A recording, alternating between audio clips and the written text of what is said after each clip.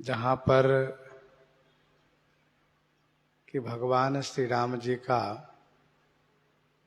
प्राकट्य होता है। सभी तीर्थ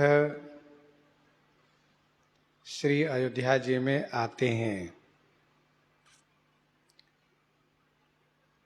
पाताल के, भूलोक के और स्वर्ग के सभी श्री राम भक्त आते हैं। भगवान श्री राम जी के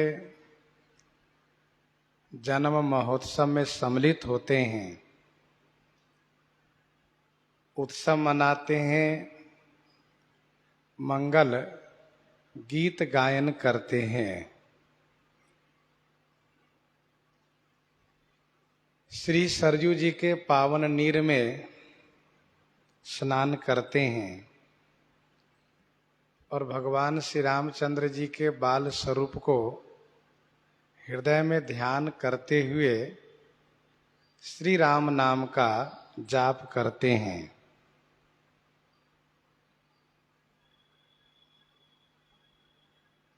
श्री सरयू जी की इतनी बड़ी महिमा है कि कोई दर्शन कर लें, स्पर्श कर लें, स्नान कर लें अथवा पान कर लें, चारों में से एक हो अथवा चारों हो जाए अथवा चारों में से 2-3 भी हो जाए तो उसके सारे पाप नष्ट हो जाते हैं। श्री सरयू जी परम पुनीत हैं, क्योंकि श्री राम जी जब तक श्री अयोध्या जी में निवास करते हैं, नित्य श्री सरयू जी में स्नान करते हैं। प्रातः काल सरजू करी मज्जन, बैठे सभा संग द्विज सज्जन। तथा श्री सरयू जी के तट पर बाल क्रीड़ा किए हैं। राम लखन एक ओर, भरत रिपु दवन लाल एक ओर भय। सरजु तीर सम सुखद भूमि थल, गनि गनि गोइयां बांटी लय। कंदु क्रीड़ा वहीं करते हैं। श्री सरयू जी की अति असीम महिमा है तथा श्री सरयू जी श्री रामलला सरकार के लिए ही श्री अयोध्या जी आई हैं और श्री अयोध्या जी में प्राणी मात्र को कल्याण करती हैं। सरकार स्वयं इनकी महिमा बखान करते हैं। जा मज्जन ते बिनहि प्रयासा, मम समीप नर पावहि वासा। श्री सरयू जी की महिमा को श्री सरस्वती जी भी नहीं कह सकती हैं, तो मानसकार कहते हैं कि भला मैं कैसे कह सकता हूं।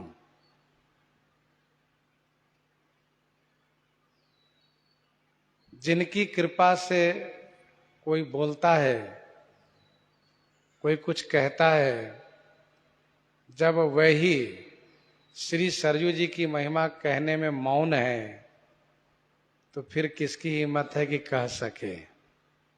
कोई नहीं कह सकता। यह है श्री सरयू जी की महिमा।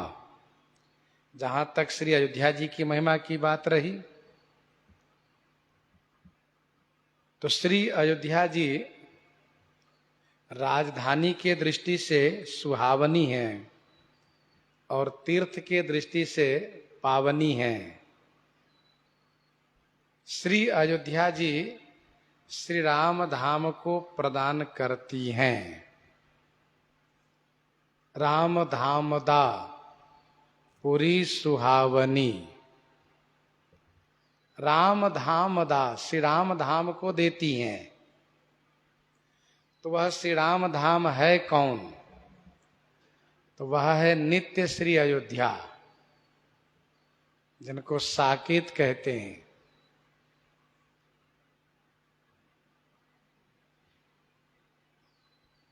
इस श्लोक में जो अयोध्या जी हैं वह मर्यादा पुरुषोत्तम भगवान श्री रामचंद्र जी की जन्म भूमि लीला स्थली है, जन्म स्थली लीला स्थली है। और उस श्लोक में नित्य धाम में जो श्री अयोध्या जी हैं वह श्री राम जी के नित्य निवास स्थल है। यह जो श्री अयोध्या जी हैं समस्त भुवनों में विख्यात है और अति पावनी माने अतिशय पवित्र हैं। चारिखानी जग जीव अपारा, अवध तजे तन नहीं संसारा। चारिखानी जग जीव अपारा, अवध तजे तन नहीं संसारा। जगत में अपार जीव जो हैं वह चार खानी के अंतर्गत है। जगत में अपार जीव की उत्पत्ति स्थान चार ही है, चार खानी है। अंडज, पिंडज, स्वेदज, उद्भिज। अवध तजे तन नहीं संसारा। श्री अयोध्या जी में शरीर त्यागने के बाद संसार में पुनर्जन्म नहीं होता है। अवध तजे तन नहीं संसारा।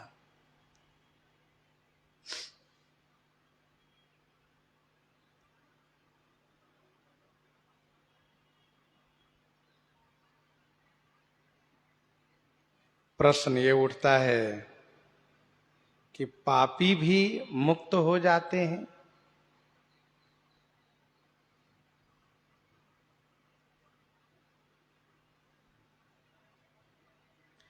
तो इसका उत्तर है कि हाँ, मुक्त तो वे भी हो जाते हैं, लेकिन पापी नाम बना रहता है।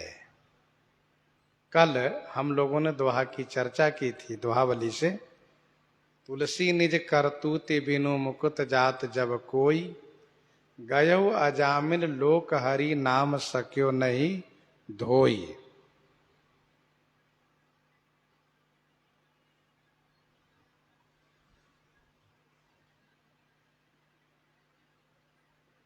पापी भी मुक्त तो हो जाते हैं, लेकिन भगवान श्री राम जी का सानिध्य प्राप्त नहीं कर पाते हैं। सालों की मुक्ति उनको मिलती है, ऐसा संत महापुरुष कहते हैं।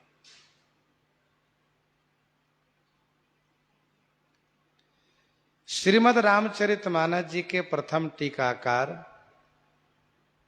परम पूज्य साकेतवासी स्वामी श्री करुणा सिंधु जी ने यह लिखा है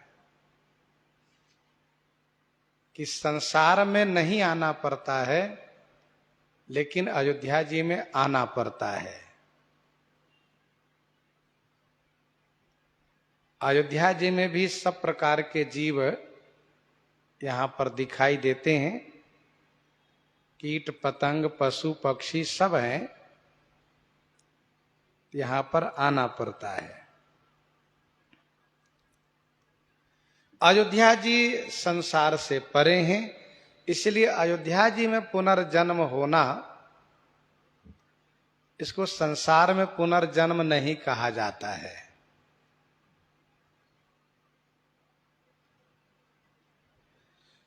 दूसरा भाव यह है कि भय दर्शन दिया गया है।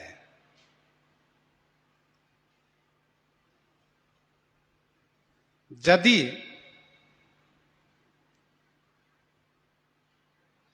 पापी लोग तीर्थों में दिखाई देते हैं तो उनके बारे में यह समझना चाहिए कि वह अपने पूर्व जन्म का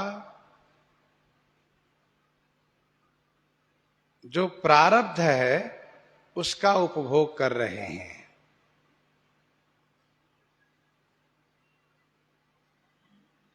यह कैसे माना जाएगा कि पूर्व जन्म का प्रारब्ध उपभोग कर रहे हैं? तो इसका समाधान है भक्तमाल जी की उस कथा से, जो 532 में श्री कोल्ह अल्ह जी की कथा वर्णित है।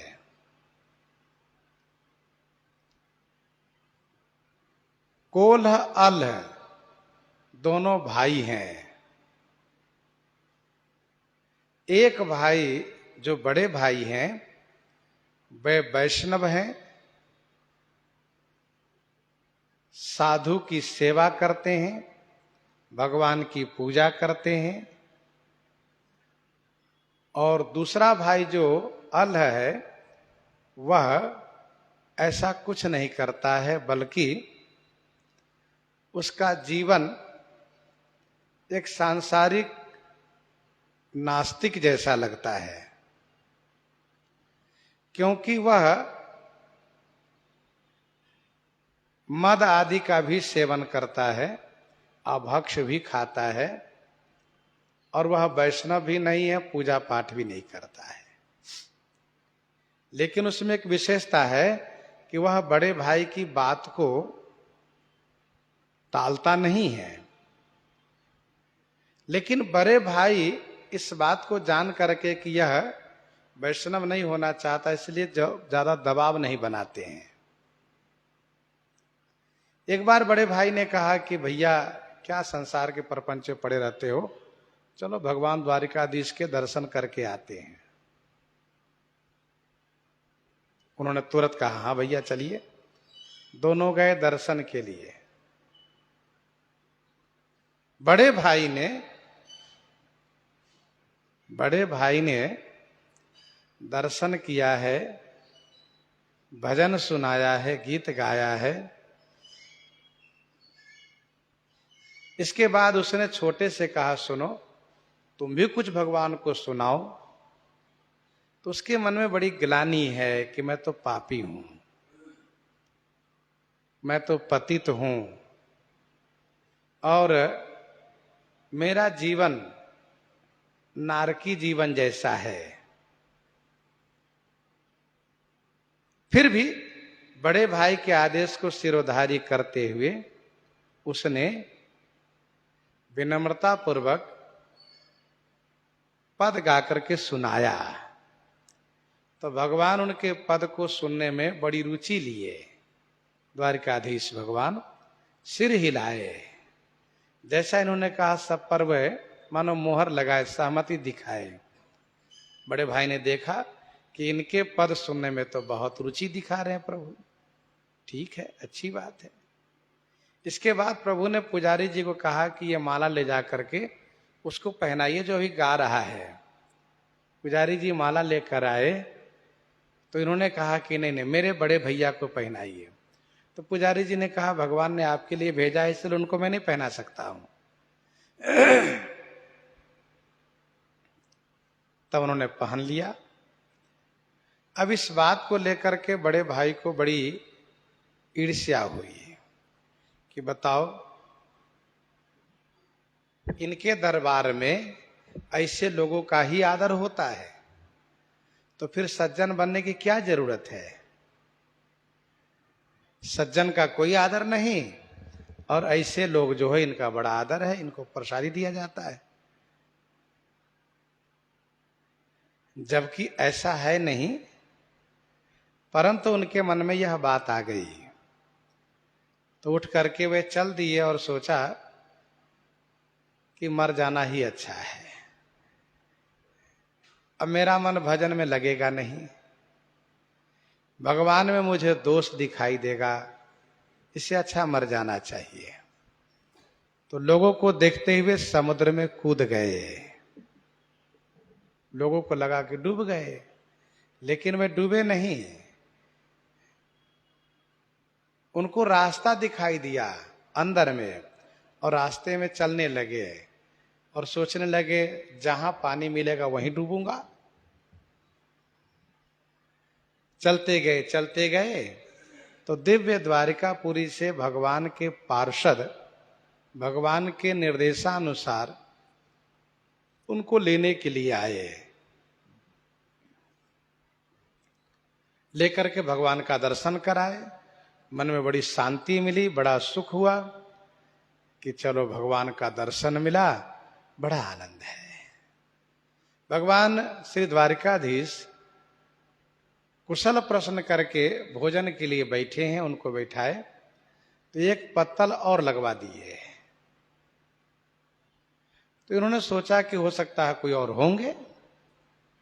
जब पाने का समय आया, जब पत्तल पर सभी भोजन परोस दिया गया है, तब इन्होंने पूछा कि भगवान ये पत्तल किसके लिए है? तो ठाकुर जी ने कहा ये तुम्हारे भाई के लिए है। फिर तो उनके शरीर में आग सी लग गई कि बताओ, वहां मंदिर में पक्षपात और यहां भी पक्षपात। उठकर खड़े हो गए, कहा मैं भोजन नहीं करूंगा, मैं जा रहा हूं। तो भगवान ने कहा ठहरिए ठहरिए, जाइए मत। आप जिनको लेकर के इतना नफरत कर रहे हैं वो आपका भाई है, पहली बात। आपको नफरत नहीं होना चाहिए। दूसरी बात यह है कि आप देखो उसने पूर्व जन्म में किस प्रकार से भजन साधना किया है। मरते समय में उनको एक राजकुमार को देख करके सुख भोग की चाहना हो गई, इसीलिए उसका पुनर्जन्म हुआ है। बाकी वो पिछले जन्म का बहुत बड़ा भागवत है, भक्त है। और तीसरी बात यह है कि वह आपके वियोग में समुद्र के तट पर प्रतीक्षारत है, न वह घर गया है, न भोजन पानी ले रहा है।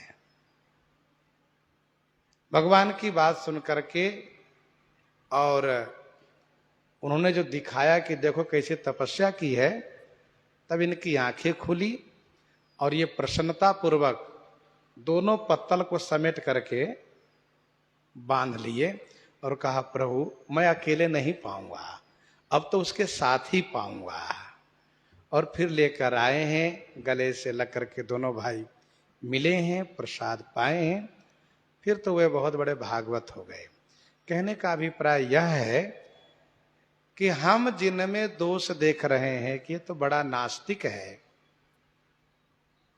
कहीं ऐसा न हो कि वह बहुत बड़ा आस्तिक हो। ऊपर से कुछ और दिख रहा है, अंदर से कुछ और हो, ऐसा भी हो सकता है। इसीलिए तीर्थ में रहने वाले सभी प्राणी मात्र को भगवान के रूप में देखना चाहिए, ऐसा शास्त्र का निर्देश है। अयोध्या च पर ब्रह्म सरजू सगुण पुमान तन्निवासी जगन्नाथ सत्यम सत्यम बदाम्यहम्। तीर्थ में रहने वाला सभी जीव भगवान के रूप कहे जाते हैं। जिस तीर्थ में रहते हो उस तीर्थ के अधिष्ठात्री देवता के रूप हैं, ऐसा मानने का आदेश है शास्त्र में। तो कहने का अभिप्राय यह है कि तीर्थ में रह करके यदि कुछ पापी दिखाई दे रहे हो सकता है कि वह अपना प्रारब्ध भोग रहा है। जैसा हम समझ रहे हैं वैसा वह न हो, ऐसा भी तो हो सकता है। काशी जी का महात्म है, प्रयागराज का महात्म है, वैसे अयोध्या जी का भी महात्म है। यदि कोई यह कहते हो कि ज्ञान वैराग्य आदि भक्ति आदि की क्या आवश्यकता है, जब तीर्थ में रहने से ही मुक्ति हो जाएगी, तो इसका उत्तर यह है, इस बात की गारंटी कौन देगा कि तीर्थ में रहने वाला तीर्थ में ही मरेगा? हो सकता है कि पूरे जीवन पर्यंत तीर्थ में रहा हो और अंतिम समय में स्वास्थ्य बिगड़ने पर, तबीयत खराब होने पर उनके सुहृद जन, परिवार जन उपचार कराने के लिए अन्यत्र किसी अस्पताल के दरवाजे पर गए हो, अस्पताल न पहुंच पाए अथवा अस्पताल पहुंचे हो, रास्ते मर गए हो, तो 84 के चक्कर में पड़ेंगे वे। इसीलिए ज्ञान वैराग्य भक्ति आदि की आवश्यकता तीर्थ में रहने वालों के लिए भी है। ऐसा नहीं कि तीर्थ में रह रहे हैं तो वो पूरा फ्री हो गए, कुछ ना करें, ऐसा नहीं है, उन्हें कुछ करना चाहिए। अच्छा, ज्ञान वैराग्य आदि होने से क्या होगा? तीर्थ में रहने पर ज्ञान वैराग्य आदि है तो उससे क्या होगा कि जीवन मुक्त वाला सुख प्राप्त होता रहेगा, एक विशेष आनंद प्राप्त होगा। हम जब अन्य क्षेत्र में कोई साधना करते हैं तो उसकी सफलता यदि हमें 1 वर्ष में मिलती है, 10 वर्ष में मिलती है, वह साधना यदि हम तीर्थ में करते हैं तो उसकी सफलता हमें 1 दिन में मिल जाती है, घंटे में मिल जाती है। ये तीर्थ का प्रभाव है। इसीलिए तीर्थ में सज्जन लोग आते हैं, निवास करते हैं और अधिक से अधिक भजन करते हैं। जिस प्रकार से तीर्थ में किया गया पाप कई गुना बढ़ता है, वैसे तीर्थ में किया हुआ पुण्य भी कई गुना बढ़ता है। हाँ, ये सत्य है कि तीर्थ में रहने वाले का भजन तो होता ही रहता है। एक भजन उनका शाश्वत होता रहता है, कुछ करें न करें, धाम में पड़े हैं तो भजन होता रहेगा। धाम के वास का पुण्य उन्हें प्राप्त होता रहेगा।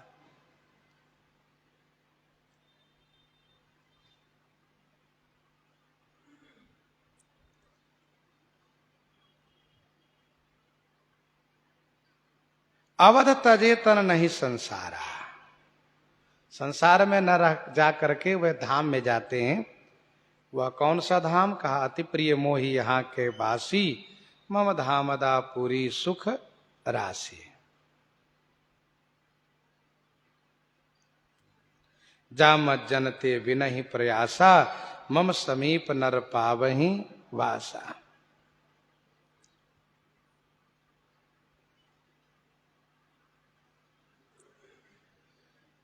यदि कोई यह कहते हो कि श्रुति कहती है कि रित्ते ज्ञानान मुक्ति ही, बिना ज्ञान के मुक्ति नहीं होती है, तो ध्यान दीजिएगा, यह वाक्य सर्वदेशीय है। रित्ते ज्ञानान मुक्ति ही, यह वाक्य सर्वदेशीय है। बिना ज्ञान के मुक्ति नहीं हो सकती, ये नियम सब जगह के लिए लागू है। लेकिन श्रुति यह भी कहती है कि काश्याम मरणान मुक्ति ही, प्रयाग मरणान मुक्ति ही, अयोध्या मरणान मुक्ति ही। तो ये तीर्थ में मरने वाले को जो मुक्ति होती है यह एक देशीय है। तीर्थ की एक सीमा है, उस सीमा के अंतर्गत मरने वालों की मुक्ति होती है। लेकिन रित्ते ज्ञानान मुक्ति ही का मतलब यह है कि ज्ञान होने पर कहीं भी मृत्यु होगी तो उसकी मुक्ति अवश्य प्राप्त होगी।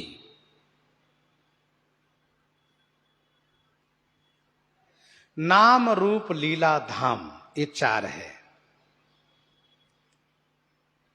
नाम रूप लीला धाम ये 4 है और भगवान की ये चारों सच्चिदानंद स्वरूप है। इन चारों में से किसी के भी आश्रित होने पर, इन चारों में से किसी के भी आश्रित होने पर जिस ज्ञान से मुक्ति होती है वह ज्ञान स्वतः उस जीव को प्राप्त हो जाता है। जिस ज्ञान से मुक्ति होती है वह ज्ञान उस जीव को स्वतः प्राप्त हो जाता है।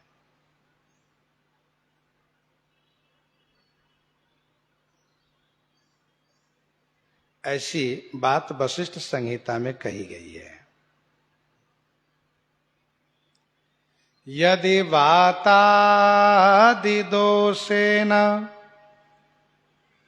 यदि वातादि दोषेन मदभक्तो मां च न स्मरेत अहम स्मरामि तम भक्तम नयामि परमाम गतिम। यदि बातादि दोषेन मद भक्तो माम च न स्मरेत।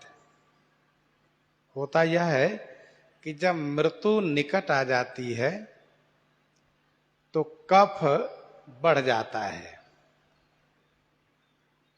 पित्त भी बढ़ जाता है, वात भी बढ़ जाता है। तो कफ पित्त वात के बढ़ने से गला अवरुद्ध हो जाता है, वाणी निकलती नहीं है, दशा बहुत दैन्य होने लगती है, कष्ट बहुत होने लगता है। उस समय वह चाह कर भी ठीक से सांस नहीं ले पाता है। तो उस परिस्थिति में यदि वातादि दोषेन मद भक्तो माम च न स्मरेत, भगवान कहते हैं जिसने जीवन भर स्मरण किया है और अंतिम समय में वह मेरा स्मरण नहीं कर पा रहा है, वह चाह रहा है कि मैं स्मरण करूं लेकिन वह नहीं बोल पा रहा है, तो ठाकुर जी कहते हैं अहम स्मरामि तम भक्तम, मैं स्मरण करता हूं, वह मेरा भक्त मृत्यु को प्राप्त हो रहा है। अहम स्मरामि तम भक्तम नयामि परमाम गतिम, और उसको परम गति में देता हूं। जो जीवन भर भजन करता हो इसका मतलब ये नहीं कि उनका भजन व्यर्थ जाएगा, ऐसा नहीं है। उनका भजन सार्थक अवश्य होगा, उनका भजन सार्थक अवश्य होगा।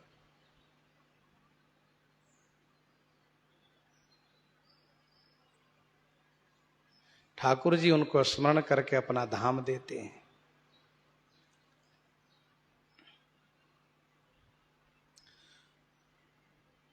एक संत ने ये कहा कि चारि खानी जग जीव अपारा, अवध तजे तन नहीं संसारा। और श्री रघुनाथ जी के पिताजी को ही मुक्ति नहीं मिली,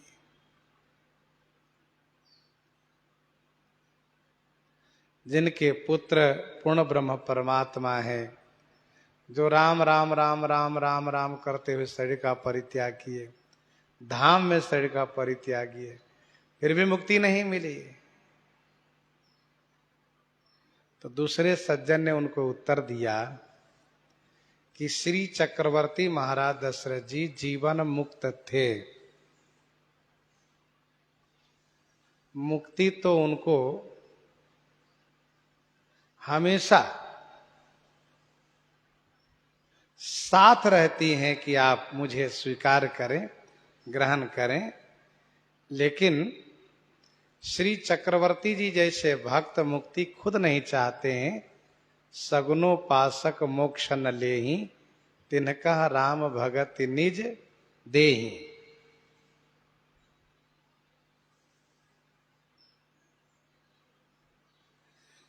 साथ साथ श्री चक्रवर्ती जी स्वेच्छा से स्वर्ग में जाकर निवास किए। क्यों? का वहां से रह करके मैं श्री राम जी की लीला दर्शन करूंगा।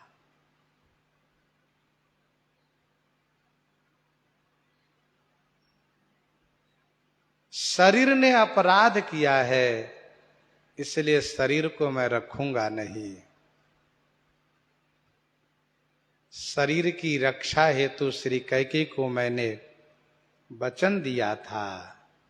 शरीर की रक्षा के लिए तो मैंने वचन दिया था, रक्षा उसने की थी, मैंने वचन दिया था वरदान मांगो, और उसने कहा जब चाहो तब मांग लो।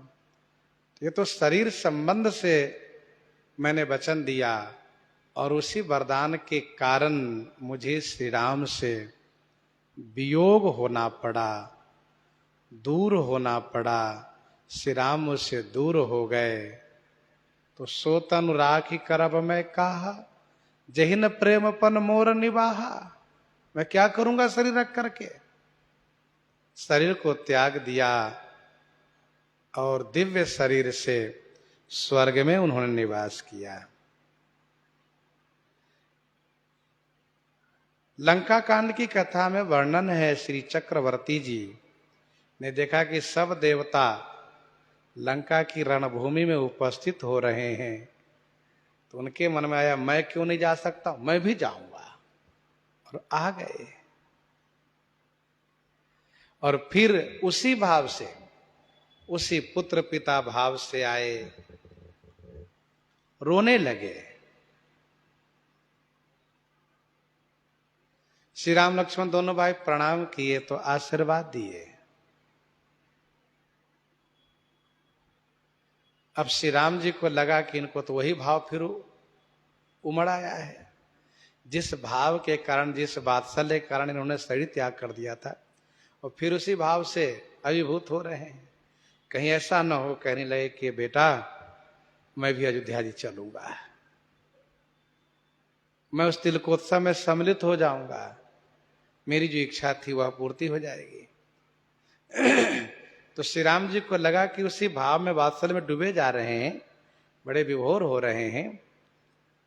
तो श्री राम जी ने उनको देखा और देख करके उनको ज्ञान प्रदान कर दिए। रघुपति प्रथम प्रेम अनुमाना, चितई पितहि दीन्हु दृढ़ ज्ञाना। अब उनका ज्ञान सुदृढ़ हो गया। ज्ञान जब सुदृढ़ होता है तो फिर वह वात्सल्य, वह मोह कमजोर पड़ जाता है।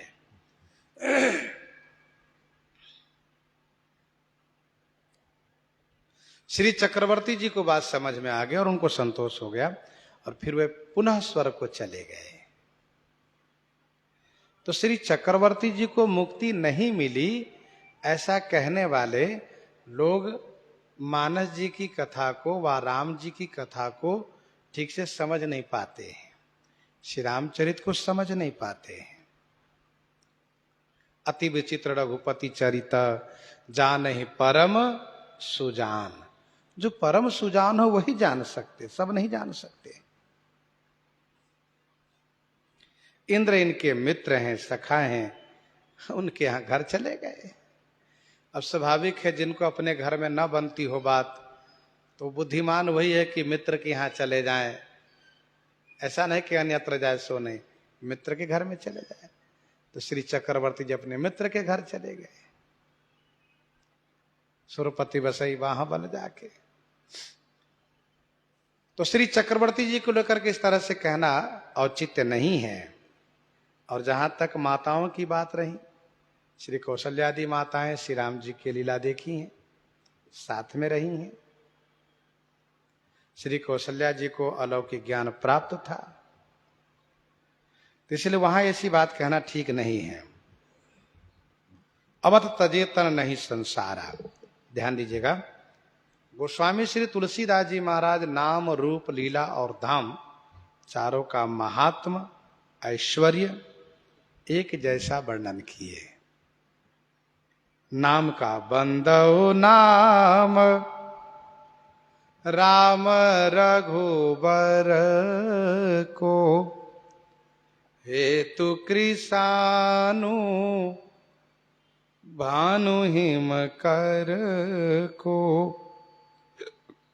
से लेकर के भाए कुभाए अनखयाल सहु, नाम जपत मंगल दिशि दसहु, जाकर नाम मरत मुख आवा अधमौ मुकुत होई श्रुति गावा। रूप का महात्म ऐश्वर्य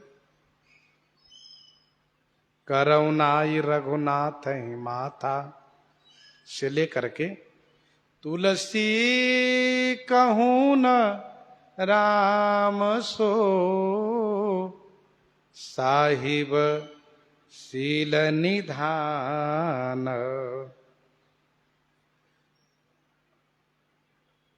प्रभु तरु तर कपिडार परते किए आप समान, तुलसी कहूँ न राम सो साहिब शील निधान तक। और राम सरिस को दिन हितकारी, राम सरिस को दिन हितकारी, किन्हें मुकुत निशाचर झारी। लीला, लीला का ऐश्वर्य महात्मा निज संदेह मोह भ्रम हरनी, निज संदेह मोह भ्रम हरनी, करऊं कथा भव सरिता तरनी।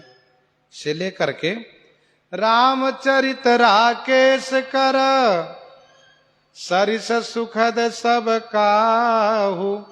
रामचरित राकेश कर, सरिस सुखद सब काहू। सज्जन कुमुद चकोर चित,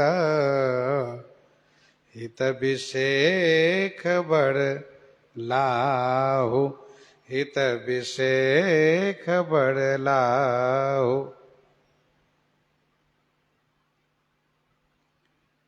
मंत्र महामणि विषय ब्याल के, मेटत कठिन कुअंक भाल के। और धाम के बारे में कहा, अवधपुरी यह चरित प्रकाशा, नौमी भौम बार मधुमासा।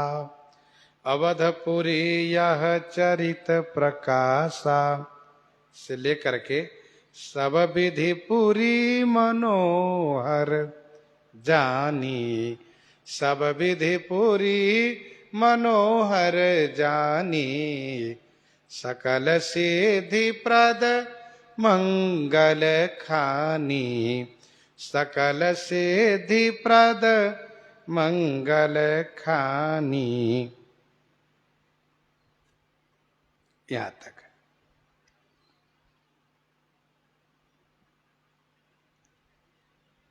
श्री अयोध्या जी का विशेष महात्म होने का कारण यह है, रुद्र जामल ग्रंथ में लिखा है कि जितने तीर्थ हैं वह सब भगवान के अमुक अमुक अंग है। जितने तीर्थ हैं ये सब भगवान के अमुक अमुक अंग हैं, लेकिन श्री अयोध्या जी जो है यह भगवान के मस्तक है। और शरीर में मस्तक का कितना महत्व है इस बात को हर कोई जानता है। तो श्री अयोध्या जी मस्तक है। विष्णु पाद अवंतिका, गुणावती मध्ये च कांचीपुरीं, नाभौ द्वारावतीं तथा च हृदय मायापुरी पुण्यदा। ग्रीवामूलमुदाहरन्ति मथुरां, ग्रीवामूलमुदाहरन्ति मथुरां, नासाग्रवाराणसी मे तद ब्रह्म पदम वदन्ति मुनयो। अयोध्यापुरी मस्तके, अयोध्यापुरी मस्तके। अयोध्या जी मस्तक है।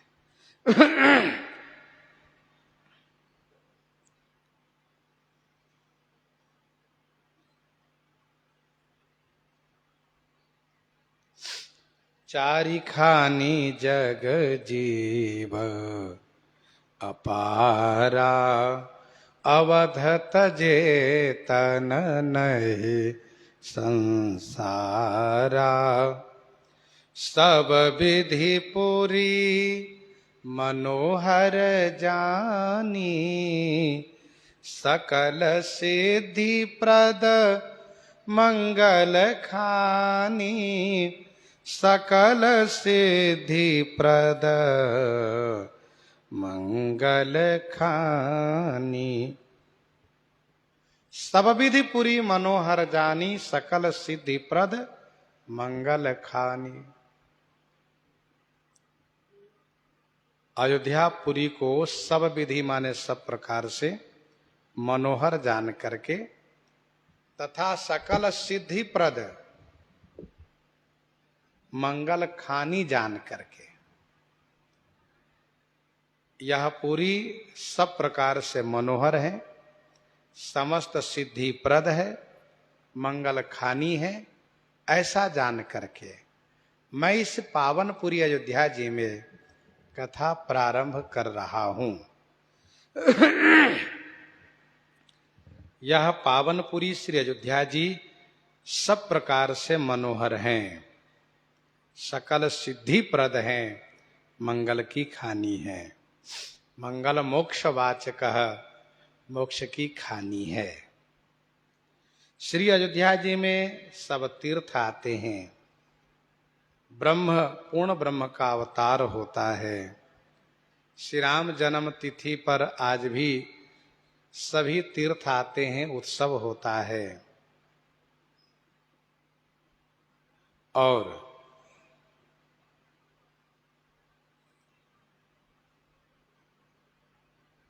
श्री अयोध्या जी भगवान श्री राम जी की यह बहुत प्रिय है।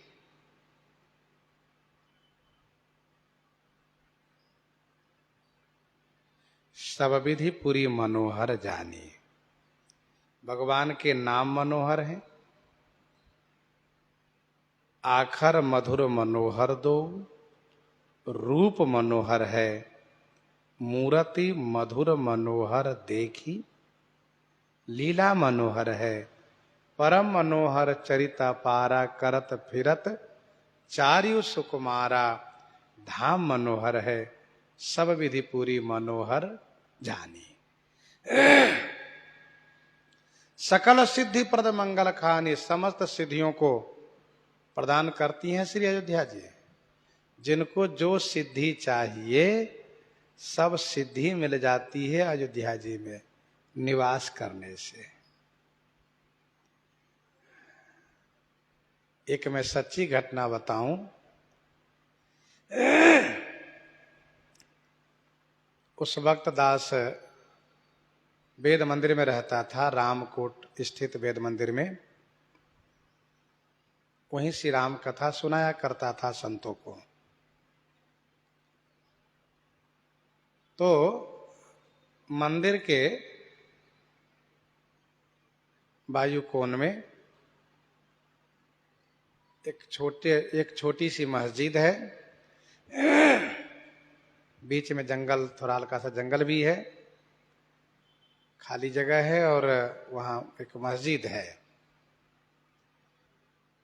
तो उसमें एक मुसलमान तांत्रिक विधि से साधना कर रहा था। रात भर जगता था। रात्रि में बीच बीच में बहुत तेज से आवाज आती थी, बहुत जोर चिल्लाता भी था वह।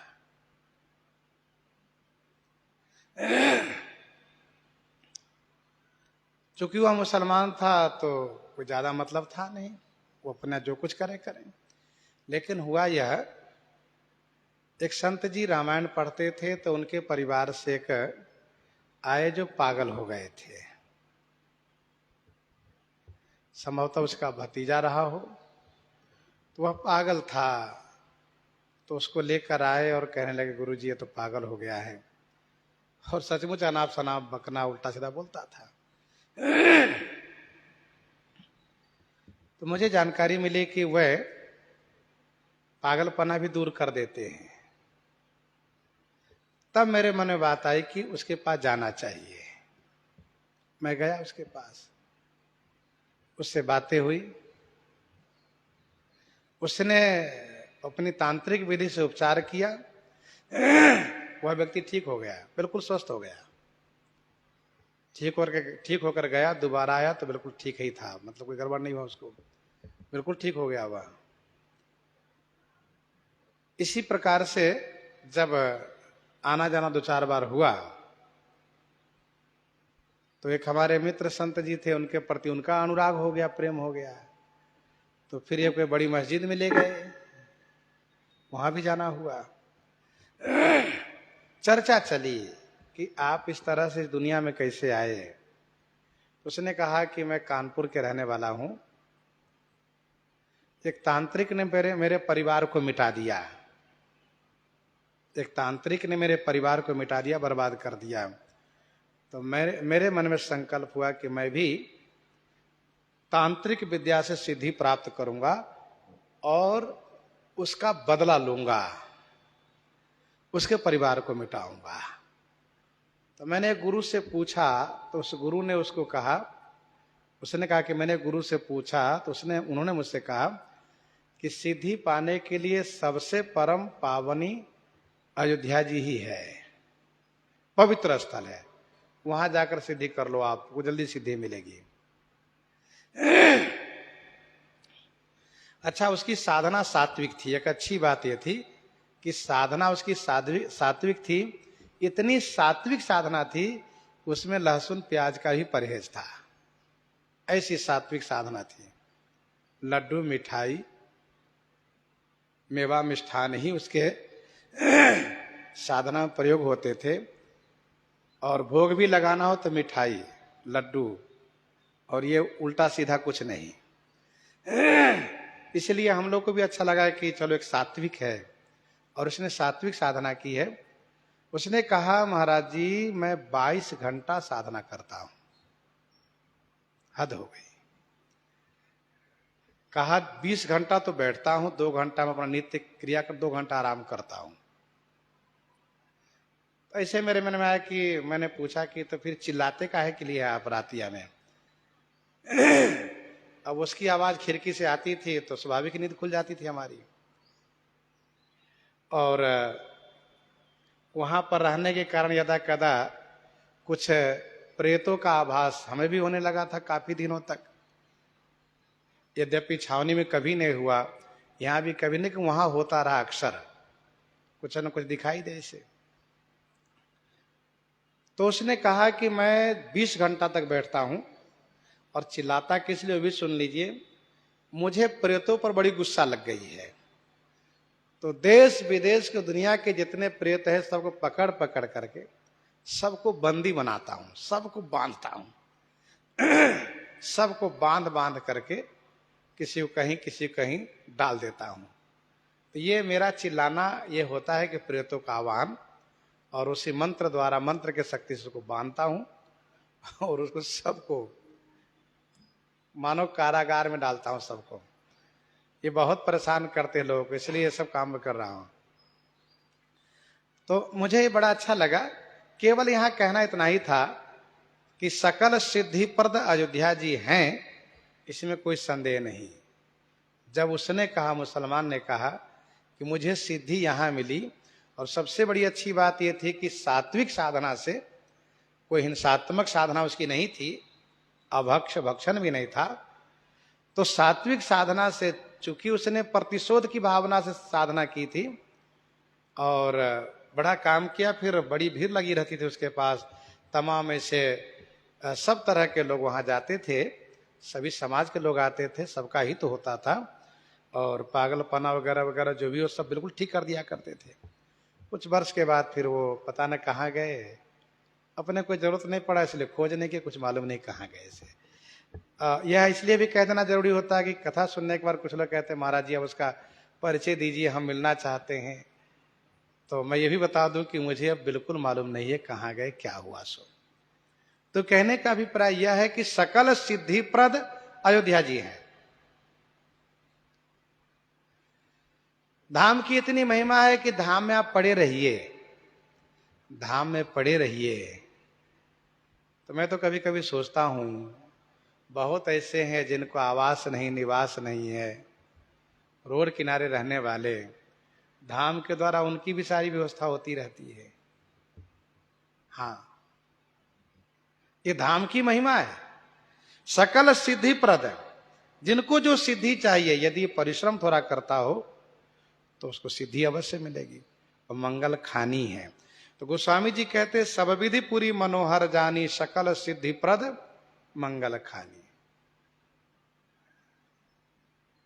कल ही हम लोग चर्चा कर रहे थे, महर्षि विश्वामित्र जी जब बक्सर से चलते हैं तो अयोध्या जी के दर्शन को अपना सौभाग्य मानते हैं। आज सकल सुकृत फल पाई हो, सुख के सीम अवधि आनंद की, अवध बिलो की हो जाई हो। यह अयोध्या जी सुख की सीमा है और आनंद की पराकाष्ठा है। अयोध्या जी में वास होना ये अनंत जन्म का सुकृत का परिणाम समझिए।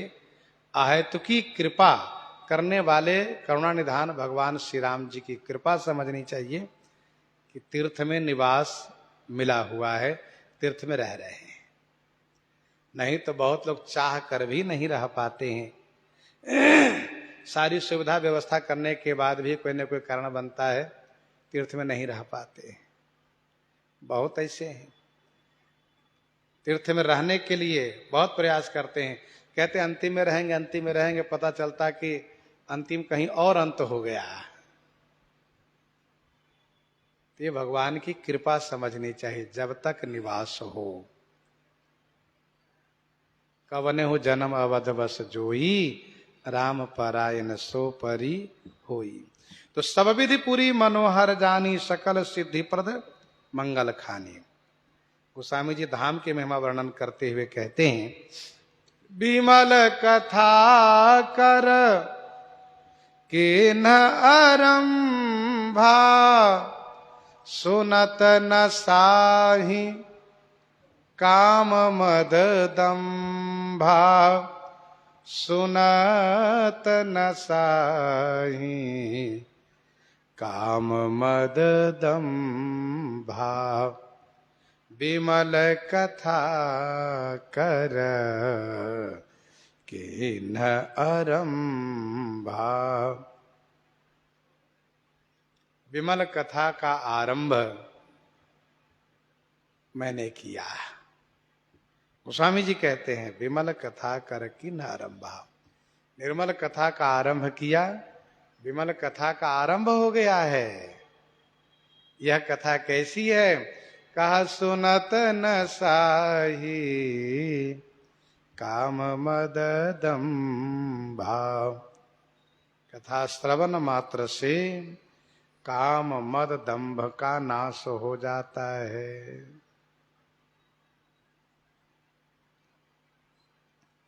सुनु शुभ कथा भवानी, रामचरित मानस विमल, कहा भूसुंड बखानी, सुना विहग नायक गरुड़।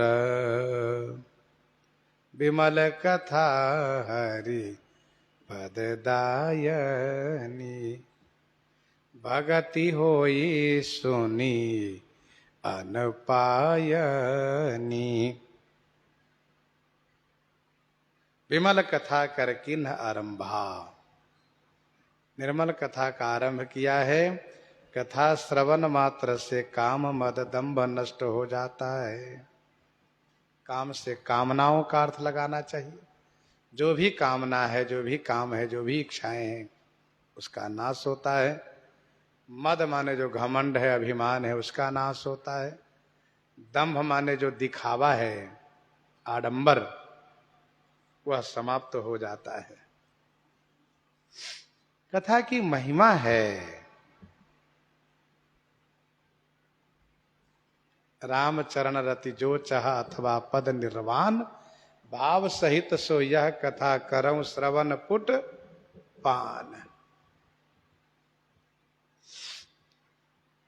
भक्तमाल जी में वर्णन है 493 कवित्त में श्री चतुर्भुज दास जी महाराज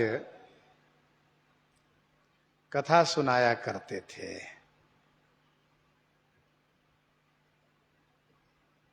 बंगाल प्रांत से उड़ीसा तक उसी क्षेत्र में लोग को विशेष रूप से कथा सुनाया करते थे।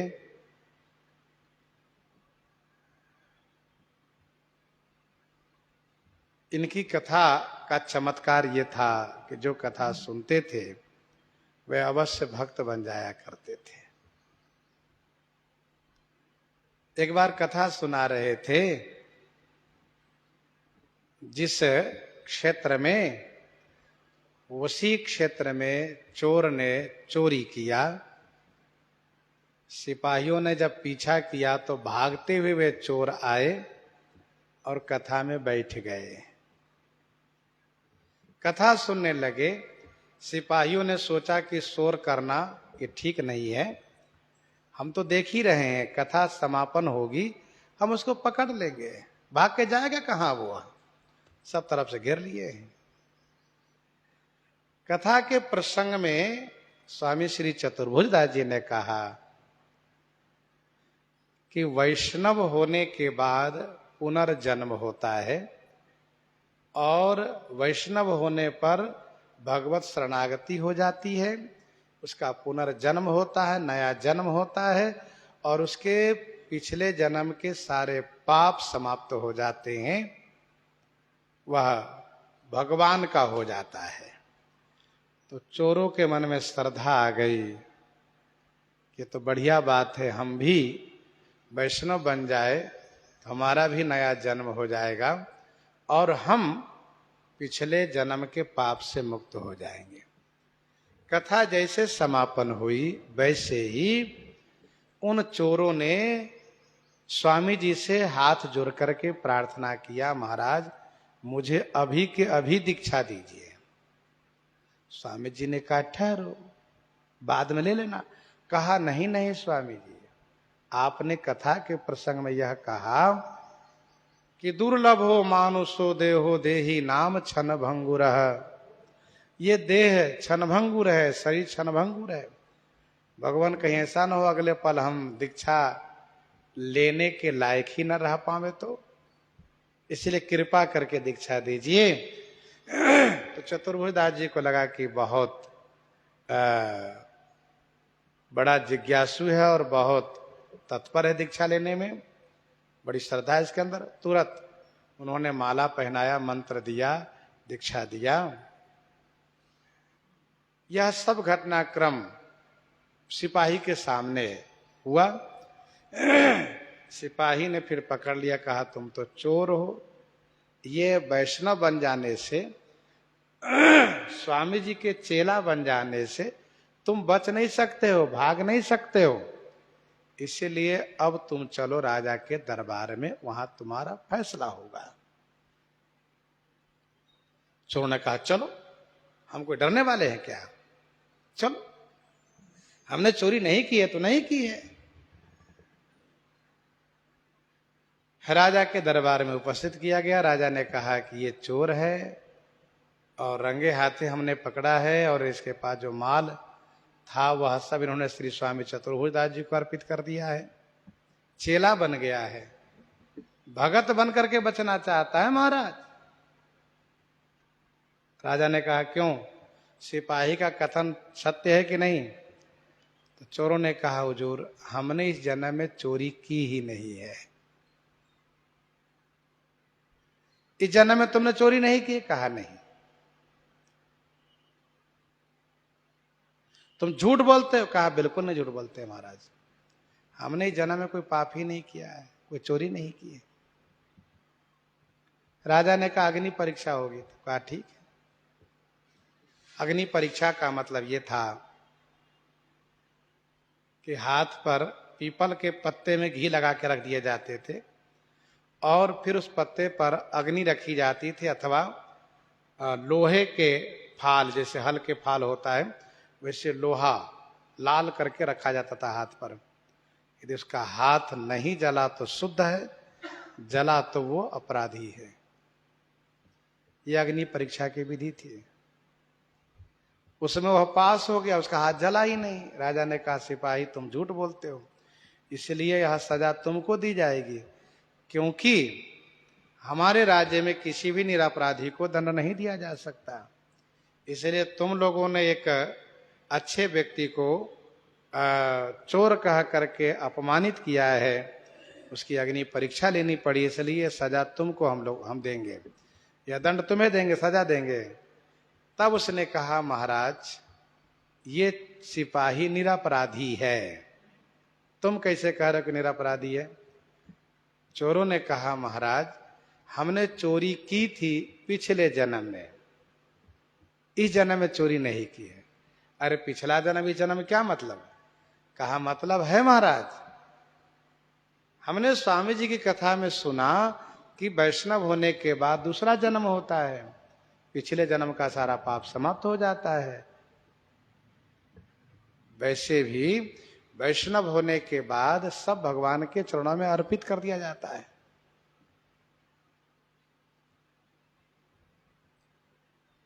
चाहे श्लोक में हो चाहे श्लोक में हो। तो महाराज हमने कहा ठीक कहा, स्वामी जी से कथा सुना और उनकी कथा में मुझे विश्वास हुआ, उसका फल मुझे देखने को मिला। इसलिए हम चाहते हैं कि चोर भी जैसे बच गए हैं वैसे सिपाही को भी दंड नहीं मिलना चाहिए। राजा ने कहा तो अच्छी बात है। फिर स्वामी जी के पास राजा भी गए हैं, बड़े प्रभावित हुए हैं। कहने का अभिप्राय ये था कि सुनत न साहि काम मद दंभा, कथा श्रवण मात्र से काम मद दंभ का नाश होता है।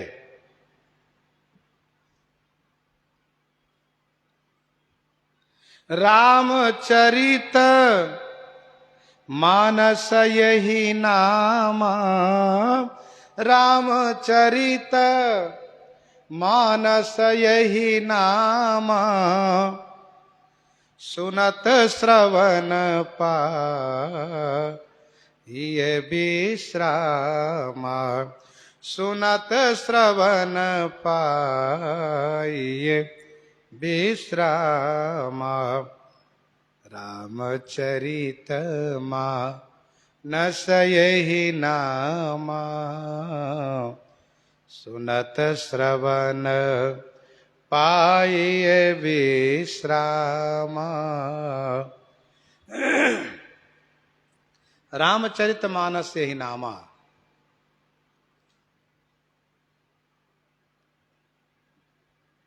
इसका नाम रामचरित मानस है।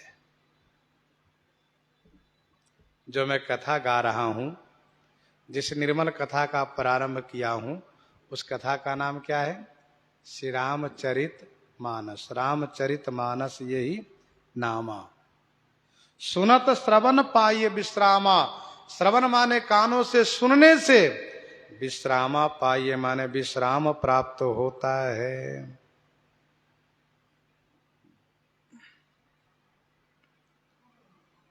यह है श्री रामचरित मानस। सभी रामायण के अलग अलग नाम हैं। अध्यात्म रामायण, वाल्मीकि रामायण, अग्निवेश रामायण, अद्भुत रामायण, कृतिवास रामायण, इस प्रकार से अलग अलग नाम है सबका। भावार्थ रामायण।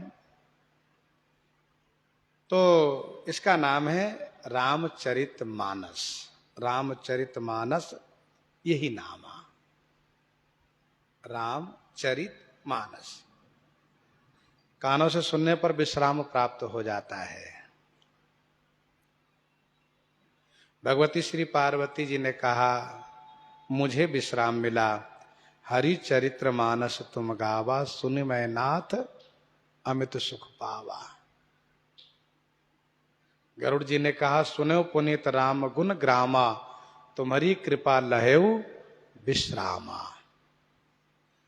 गोस्वामी तुलसीदास जी कहते मुझे विश्राम मिला, पायो परम विश्राम राम समान प्रभु नाही कहूँ, राम समान प्रभु नाही कहूँ।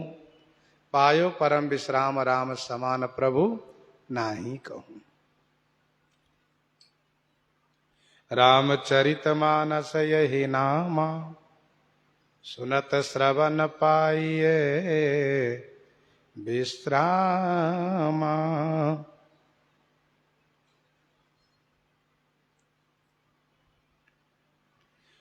मन करि विषय अनल बन जरई, होए सुखी जौ येहि सर परई। मन करि विषय अनल बन जरई, होई सुखी जौ यही सर परई।